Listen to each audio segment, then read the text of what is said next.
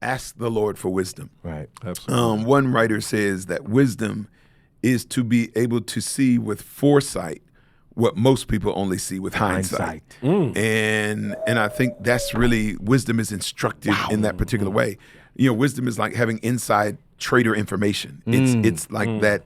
It's that directive that nobody else has that helps you navigate certain landmines and things that will bring harm to the soul. And so I just think that as you pray about a lot of things, that's why even the Bible it says, in all you're getting, it says get wisdom. Life can be fast-paced, strenuous, and flat-out overwhelming. Life transitions and taboo topics can make it hard to catch your breath. Welcome to Breathe, a podcast that enables you to slow down, get your bearings, and engage in real conversations where no topic is off limits. Breathe is presented by Breath of Life, hosted by David Person and speaker-director Pastor Debleaire Snell. Welcome to Breathe. I'm David Person, and of course, it is always good to be here with you. Yes, indeed. On a Monday, that's when this podcast drops. Pastor Debleaire Snell is in his position. Yes, What's sir. happening? I'm good, man. It's Monday, man. I'm with the brothers, we're in the studio, with the Breathe family. That's right. It don't get much better than this, It man. doesn't. This is how you start the week, right? Yeah. This is how you start the week. This is it. Yeah. I'm here, Pastor man. Nugent, good to see you. Good to be here, man. right. I tell you what, it's November was great, but now we're in December. I like this. Yeah.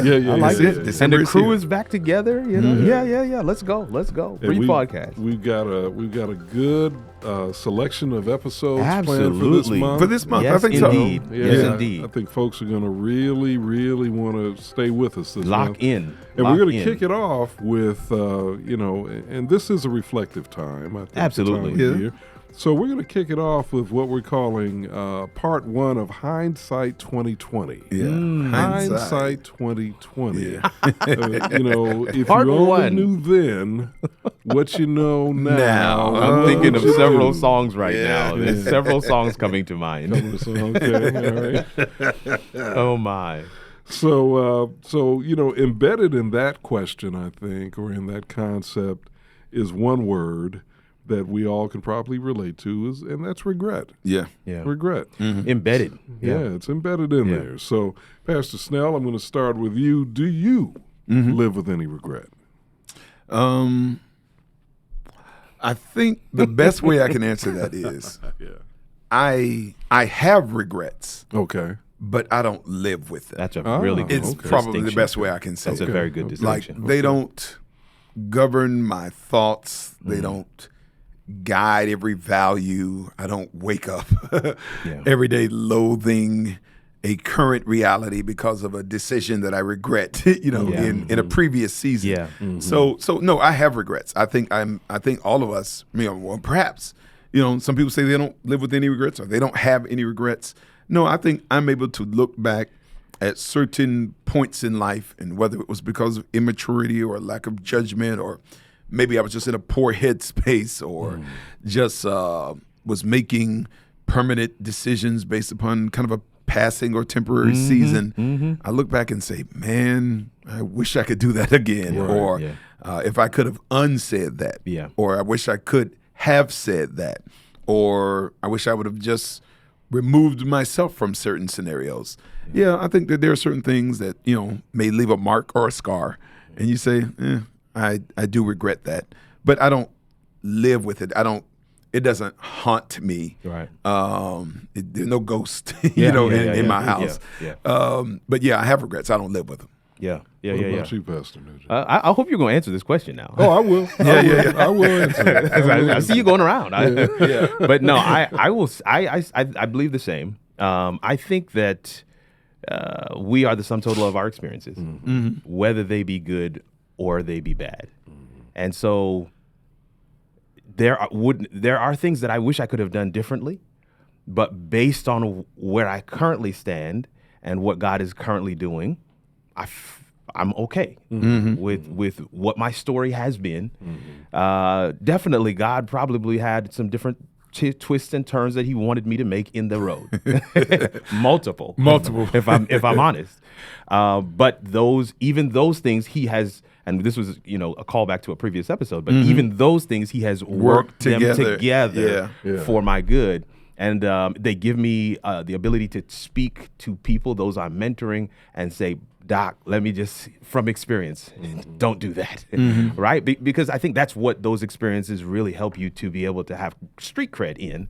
I'm not saying that I've had to have that experience in order to be able to speak into those lives, but the fact that those experiences are in my story, it does give me credibility to be able to help somebody else avoid those pitfalls, and maybe get a leg up on life. So, do I regret them? Yeah, I could have lived without a couple of those things. I could, I could live without a couple of, and just looking at the ripple effect of some of the decisions that you make as a younger person, or even as a not so younger person. But I could have lived without a couple of those things and made it through. And I think it's being able to make a distinction, because there's some people that believe everything that happens is God ordained. Agreed. Everything that happens is God permitted. But this is not God scripted. Agreed. This is not how God willed it or designed it. God allows some latitude within the confines of his sovereignty. Mercy. For our errors, our missteps, our mistakes. But like you said, Romans 8:28, he leaves in us room to work it together so that it results for our good. Yeah. But it may not necessarily mean it was the best path for us to take. Exactly. But if I can add, I will say, you see, David is trying to cough, so he don't have to answer this question. Listen, you're made of glass, David. We see right through you, man. Listen, you've been called to the carpet. Yeah. You can't used to say back in the 70s, I've been busted. I've been busted. Okay. He can't make it through the next 15 minutes. I'm sorry, Kirk. No, it's good. I was going to say I have had the privilege to sit with, and this is a practice of mine. It's something that I don't know why I like this, but I sit with older people, my seniors, those who are seasoned. I sit with them and I glean from their years of experience and their expertise, and man, sometimes even their pitfalls and their abject failures. When you're able to sit and chat with people who have gone through some things and hear from them, it's a learning experience, and you can kind of take some of those things and help you to leapfrog some of those issues in your own life. But there is nothing more painful, I would say, than sitting with someone who is at an age, because this is a piece of regret that I don't know, maybe you guys feel differently, but it is nothing more painful than sitting with somebody who's at an age where they can't do anything about that thing. And they're telling you about it, and there's a look in their eye that you just say to yourself, my goodness. I don't want to end here. I've seen that. Yes. And sometimes it's an endeavor. Maybe it was an idea, man. I should have been a this. Sure. But I just never had the courage to. It is generally speaking, it's my own experience. It's nothing. It's not a sin thing. It's a regret of something that they should have done, or maybe they felt God strongly impressed them to do this. Some kind of opportunity. An opportunity. And they passed it up, and now they sit at a space where there's not enough time left to explore that thing, and they recognize I messed up. That level of regret? Oh no, I do not want that. I've seen, I've sat with enough to recognize it and to see it for what it is, and I'm like, man, that's a pain that there is no solve, there's no balm, there's no cure. That level of regret, that's a different level. Indeed. So y'all have been on me. Come on and answer the question, sir. You see how they treat me, right? You see how the brothers treat me. This is how family behaves. So first let me stipulate at 61, because I'm older than you guys.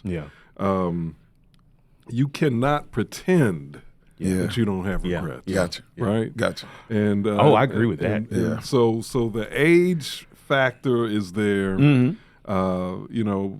Being transparent, twice divorced. Okay. Can't deny. That in and of itself says there are choices that were made. And that's not. And I want to be clear. No, that's not an indictment of either. No. I understand. Good women. Very good women. But there were choices that were made that should not have been made or should have been modified. Right? Okay. I would be a liar Right. to sit here and say I don't have regrets. Yeah. Gotcha. Because just living 61 years and going through certain experiences, you come to realize I could have played that better, or that was a really serious mistake. Yeah.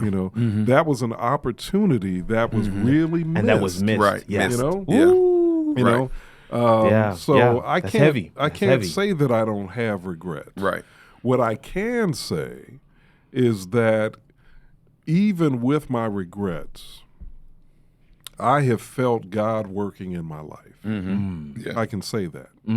I can say that some of those regrets I have come to terms with. Gotcha. Okay. I have reached a level of peace with. Got to resolve. That's Yes, right. That's good. I And- like that. and I that- appreciate you saying that. And Yeah. that's absolutely a result of not only my relationship with God directly, but I think the things that God has led me to do, that may not directly come from Him, but where God has used somebody else, Sure. like a therapist. Yeah. So true. Gotcha. No, no. Gotcha. And Real I'm a talk. big believer in therapy. Real talk. I'm Right. a huge believer Yeah. in therapy. Okay.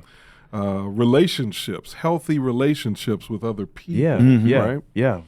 Getting in So, community and getting vulnerable. Yeah. Gotta do it. Yeah. And some of the biggest blessings I've gotten in dealing with things that caused me regret Yeah. were from people, sometimes unsolicited. Wow. I remember distinctly, and I won't belabor. I don't want to belabor this, and I can't get into all the details, but I remember distinctly, Pastor Snell, when years ago when I was a member of First Church, and we were still in the old First Church In when the you old building. started your Yep. ministry. Sure did. This was before you got there, though. Okay. One of my friends at the church, and we'd always been friends, but we hadn't been super, super tight, though. We'd just been sort of, church friends. I was going through a very serious change in my life, and he came up to me and he said, Pastor Nugent, he said, hey, we need to go to lunch. I was like, okay, yeah, sure. And I figured he wants to talk about the situation I was going through, Sure. which was my first divorce. We sit down, we go to lunch. He starts to tell me his story. And again, without getting into all the details, as I sat there and listened to him tell me his story, Wow. I thought, my God, that's my story. Yeah. Yeah. And I had no clue that he was going through what he was going through. Wow. Just as he then learned, because I couldn't sit there and listen to him tell his story. Sure. And not share. And not share. share. Gotcha. Not Wow. reciprocate. Yep. Wow. So I told him my story. And not only did it create a deeper bond between Absolutely. us Sure. as Absolutely. friends, Yes. but it also became a conduit for Yeah. God to speak to me Gotcha. in a different way. Yeah. Right? This in a is- way that sermons, perhaps. Sure. Oh, yeah. Oh, yeah. Or even my own prayers, Yeah. perhaps, Yeah. weren't going to be able to Oh, yeah. address some of No. Yeah. We overcome by the blood of the you Lamb took the and words by right the out. word Yeah. of our testimony. Yes. I think we see the transmission of the gospel only having one format or forum, Right. which is pulpit microphone. Right. But I right. think the primary vehicle of the gospel it is supposed to be an interpersonal exchange. Oh, my. For one, from one Christ carrier to one Christ vessel that is in need of that compassion, love, Yes. experience, Yes. or shared learning, kind of engagement. Oh man, there's so much. You took the words right out. That's exactly what I was going to say. That we overcome by the blood of the Lamb and by the word of our testimony. There's something that's absolutely special. And what a missed opportunity would it have been, Right. for both of you? Yes. I think Yes. not to have gone for that lunch. Yeah. And so And it's interesting because like the Bible even talks about, how a just man falls seven times. And so, but he rises again.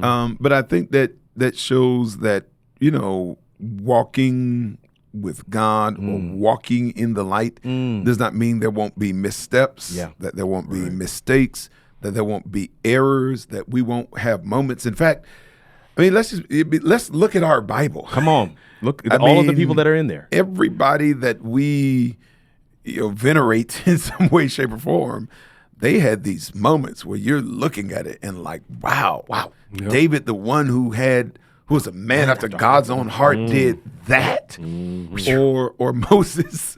I mean, you gotta love Moses, man, but your boy Moses had it up to here. Yes, he did. He took that rod and just smashed that. You know what I'm saying? Smashed the rock, or even when you look at Samson, like, Real his talk. life.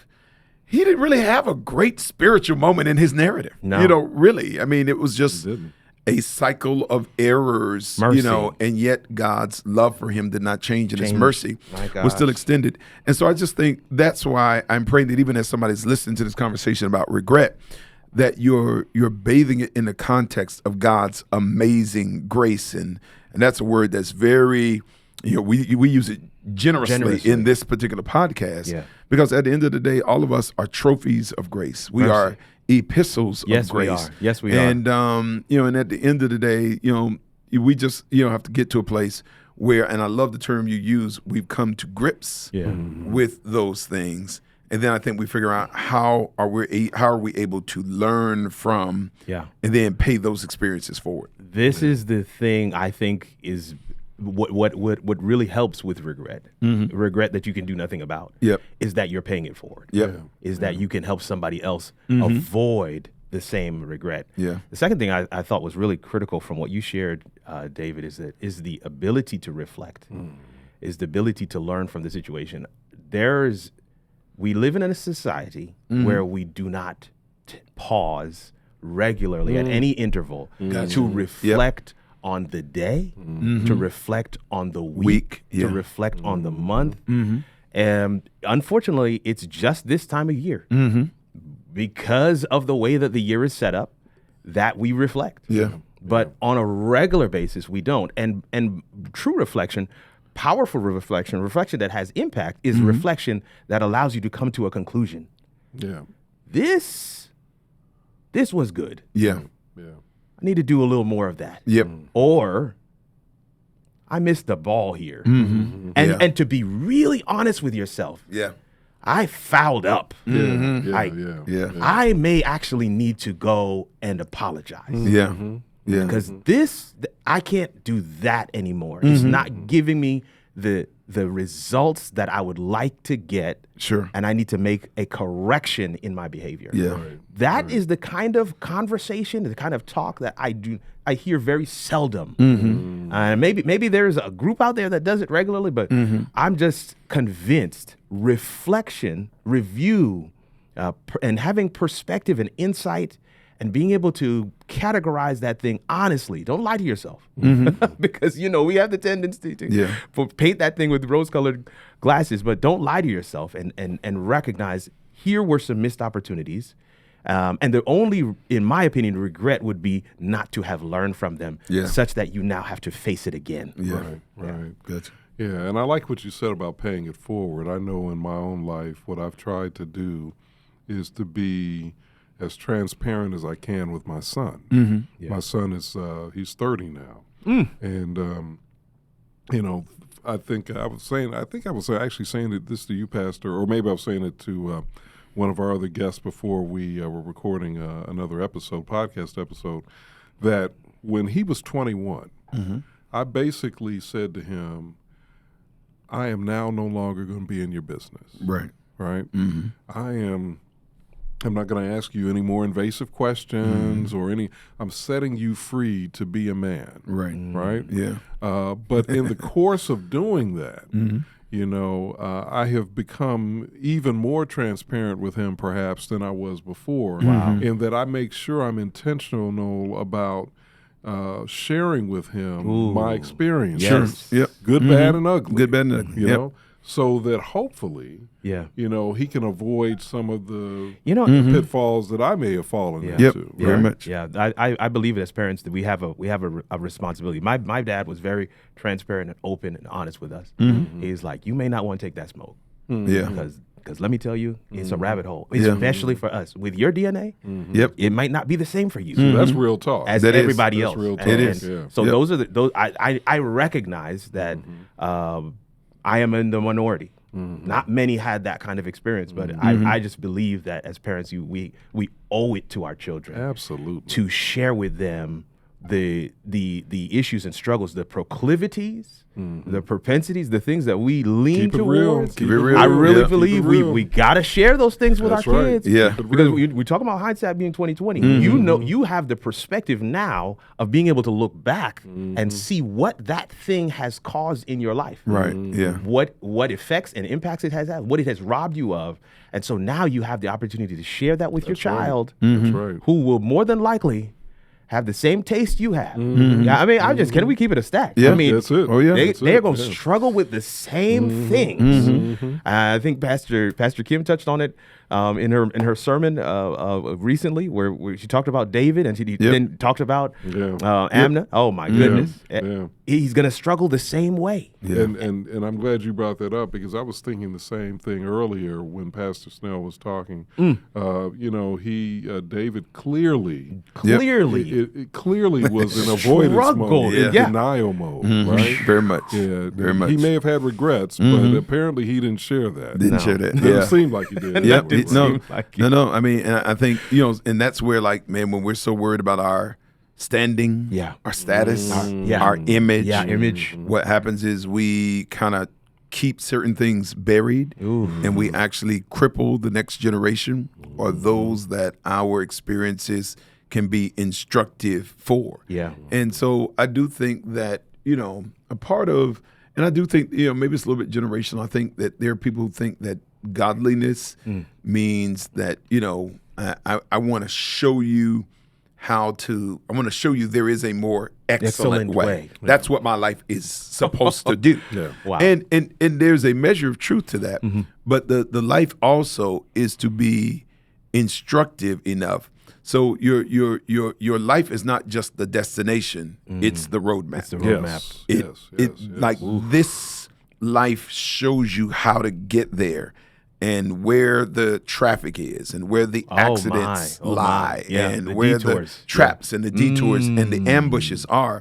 And I can tell you, because I've been down that particular road before. Mercy. And so, one thing I would probably say to any, especially if we got any younger viewers. No, actually, this doesn't just apply to younger viewers, because, like, this is the funny thing. I kind of thought I would stop messing up at a certain age. I kind of thought, like, you will get to this certain place, and you'll get understanding, and your mistakes will become lesser and lesser and fewer. But you stop making certain types of mistakes. But you're into a whole different realm of mistakes and mess ups. You know what I'm saying? So I just, so a couple things I would probably say is just, I do think, one of the things I think, it's not just learning from a mentor's strengths or accomplishments, but it's really learning from their missteps and mistakes as well. Oh my! Because, like, I do think what the Bible refers to as the simple, and what the simple do is they assume that the rules will apply to everybody but me. Everybody else can touch that hot stove. They'll get burned. But I won't. And I do think that there's folly in that particular approach. Absolutely. When you operate with this sense of invincibility, this immortality that thinks, man, nothing can touch me. Mercy. No, look at this no hair, David's gray hair. Like, no, it's going to touch you. You know what I'm saying? So it is instructive for you as you look at your parents. Like, they may not necessarily tell you, don't do this, don't do that, so on and so forth, or your uncle or grandparent. Yep. But you can look at certain steps and see those consequences and realize that's not the way you want to go. And then I do think it's important for us to do what James says, is to ask the Lord for wisdom. Right. Absolutely. One writer says that wisdom is to be able to see with foresight what most people only see with hindsight. And I think that's really, wisdom is instructive in that particular way. Wisdom is like having inside trader information. It's like that. It's that directive that nobody else has, that helps you navigate certain landmines and things that will bring harm to the soul. And so I just think that as you pray about a lot of things, that's why even the Bible says, in all you're getting, it says get wisdom. Yeah. And it says, and in all your pursuits, pursue, prudence. And the Bible talks about how, like, man, no matter the Bible literally says, if it costs you everything you have, get it. You know what I'm saying? And so I just think that, we pray for car and provision and protection and healing, and all those things are good, and we need to pray for those things. But I think our chief prayer should be, number one, for the Holy Spirit, number two, for wisdom, because I think that when you have wisdom, that informs your financial decisions, your medical decisions, your emotional decisions, your relational decisions, your familial decisions. So I just think the pursuit of wisdom is the only antidote for those major regrets. And if I could just, I know our time is getting away, if I could just say this, on something that Pastor Nugent said, I do think the greatest regrets are not the mistakes we made. Because at the end of the day, I do think you learn from the mistakes. Like, I do think that they actually in some way become instructive for you. Absolutely. They can serve as like the guardrails. I don't know if you ever made that drive over to Atlanta and went through the mountains. I did. There's this country mountain Ku Klux Klan path. That's exactly the path. With no guard. That's exactly right, and there's no guard, and it's the scariest I know slow exactly what you're drive talking about. because, like, if you go left, right, one way, you're off the rails. But I do think the thing that I do think that has the lasting regrets is the potential that's squandered. It is. That's the piece. The visions and dreams that God has given you that you let die inside of you. Like, one thing I just don't want to do. Because like I said, you still make mistakes, and it's just a different realm or a different sort of mistake. But the one thing I don't want to do, David, is I don't want to take any vision, dream, book, initiative, whatever it is that God put inside of me. I do not want to take it to the grave with me. That's it right there. Even if it doesn't go like I want it to go, even if it fails, I want to die trying. That's right. I don't want to die cautious. That's right. I want to act on every prompting that the Spirit of God gives me. I don't want to take it to the grave with me. Like, that's my regret. Because there's a certain type of man that I grew up seeing, and it's probably the one thing that that maybe kind of shaped my thinking in this regard, and I didn't realize at the time. But it was the guy that says, if I shoulda, I coulda, I woulda, and I never wanted to be that guy that says, if I had this, I coulda, I shoulda, I woulda, and then and at that point, like, even your children, grandkids, they're not listening to shoulda, woulda, coulda. No, couldn't. Either you did it, or you didn't, or you didn't do it. That's it. And it's funny because, like, this is how I know, like, even a vision that God gives you. A vision is not your intellectual property. It belongs to the God who lends it to you. Okay. But if you don't do anything with it, he will then reassign it to someone else. Because many of us are living with this haunting thing of somebody who did something, who invented something, who wrote something, who crafted something, who did something. And you know what? We have this thought on her. You know what? I thought of that first. I can tell you that. Oof. But the sign, what I'm saying, is not that you receive the vision. Like, the proof that you're a good steward of the vision or the idea or the dream is that you acted on it. You actually did something with it. And I just don't want to grow old and be like, what, man, while I was Breath of Life, I wish I had done this. While I was in my 40s or 50s, I wish I had so and so forth. So, like, even in my pursuit of some of those things, that's where some of the mistakes come. But I don't want the mistake to be, or the regret to be, that, man, what? I never tried. I was scared. Oh my. I was worried about what somebody was going to say. Wow.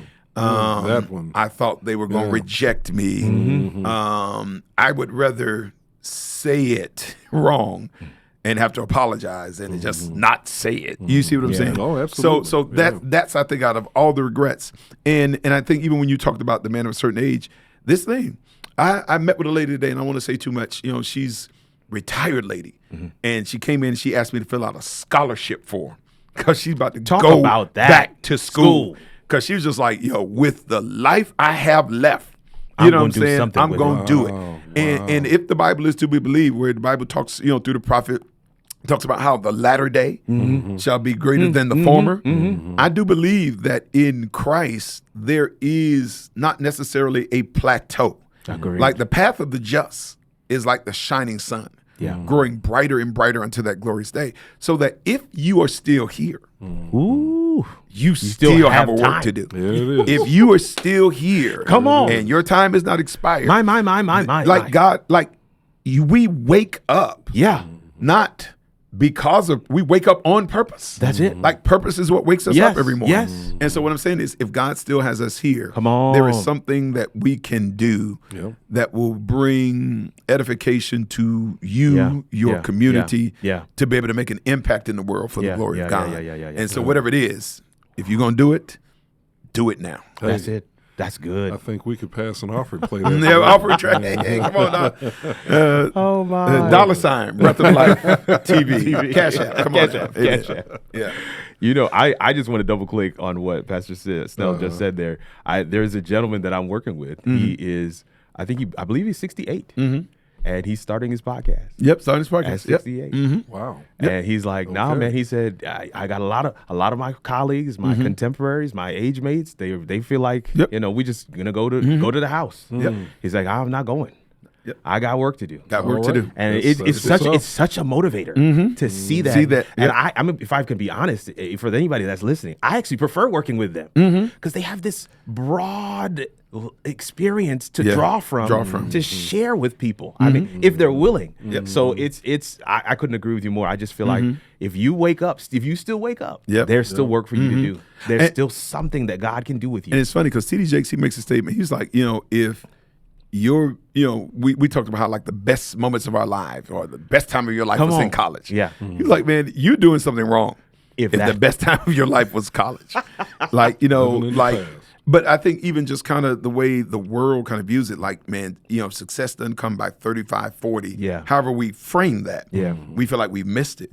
But no, there is supposed to be kind of an escalation Yes. in Christ Yes. where like, no, this mind is getting sharper. The anointing is getting deeper. Deeper. The wisdom should be accumulating. Yes. And so that the most fruitful season should be as we continue to grow. Yeah, I love there it. shouldn't be this fall off at Yeah. 48, Oh, yeah, 55. right, You know what I'm saying? right. So No. I love it. I love it. Unless you're a basketball player, Yeah. everything else should be moving in the right direction. And even at least there's one basketball player Yeah, there's who's LeBron. defying That's that right. Sure. That's so Yeah. true. That is so true. That is so true. That is so true. Well, this has been a great episode, and I think in our next this was part one. So I think when we do We'll part come back two, again. Yeah. we're going to actually answer some specific questions Yeah.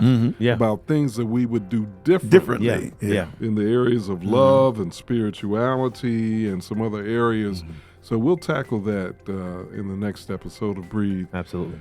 God bless you. Don't forget, no matter how challenging life may be, Yes, indeed. even in dealing with regret, Yes, indeed. you can deal with it if you stop, pray, and breathe. Breathe is produced by David Person for Breath of Life. Executive producer is Debleaire Snell, and sound engineer is Kirk Nugent. Audio episodes of Breathe can be found on Apple, Spotify, or Google podcast platforms. For video episodes and extra content, check out the Breath of Life YouTube channel. Breath of Life is faith-based content, resources, and programs from a contemporary urban perspective for those looking for hope and guidance.